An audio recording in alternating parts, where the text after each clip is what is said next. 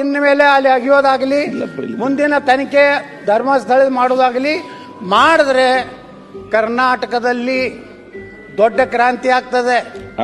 ಜನ ಹಿಂದೂಗಳು ಸುಮ್ಕುತ್ತಾರಂದ್ರೆ ಸುಮ್ಕುತ್ತೆಲ್ಲ ನೋಡ್ತಾ ಇದ್ದಾರೆ, ಕಾದು ನೋಡ್ತಾರೆ.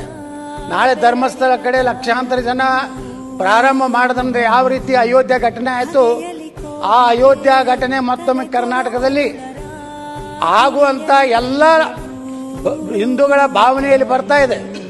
ಆ ಎಚ್ಚರಿಕೆಯನ್ನು ಇಟ್ಟುಕೊಂಡು ಧರ್ಮಸ್ಥಳಕ್ಕೆ ನೀವು ಕೈ ಹಾಕಿರಂದ್ರೆ ನಿಮ್ಮ ಸರ್ಕಾರದ ಕೊನೆಯ ದಿನಗಳು ಪ್ರಾರಂಭ ಆಗಿವೆ ಅನ್ನೋಂಥ ಎಚ್ಚರಿಕೆ ಕೊಟ್ಟು ನೀವು ಯಾವುದೇ ಪರಿಸ್ಥಿತಿಯಲ್ಲಿ ಮುಖ್ಯಮಂತ್ರಿ ಸಿದ್ದರಾಮಯ್ಯನವ್ರಿಗೆ ವಿನಂತಿ ಮಾಡ್ಕೋತೀನಿ, ಇಂಥ ಭಾವನೆಗಳ ಜೊತೆಗೆ ಚೆಲ್ಲಾಟ ಆಡ್ಲಿಕ್ಕೆ ಹೋಗಬೇಡಿ.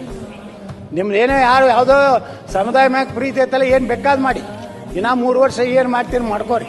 ನಿಮ್ಮ ಸಲಹೆ ಕೊಡಿ, ಈಗ ಮುಗಿಸಿ. ನಾವು ಬಂದೇ ಬರ್ತೀವಿ. ನೀವು ಅವ್ರು ಮಾಡಿದಂತ ಎಲ್ಲ ತಪ್ಪನ್ನ ನಾವು ಸರಿ ಮಾಡಿ ಕರ್ನಾಟಕವನ್ನ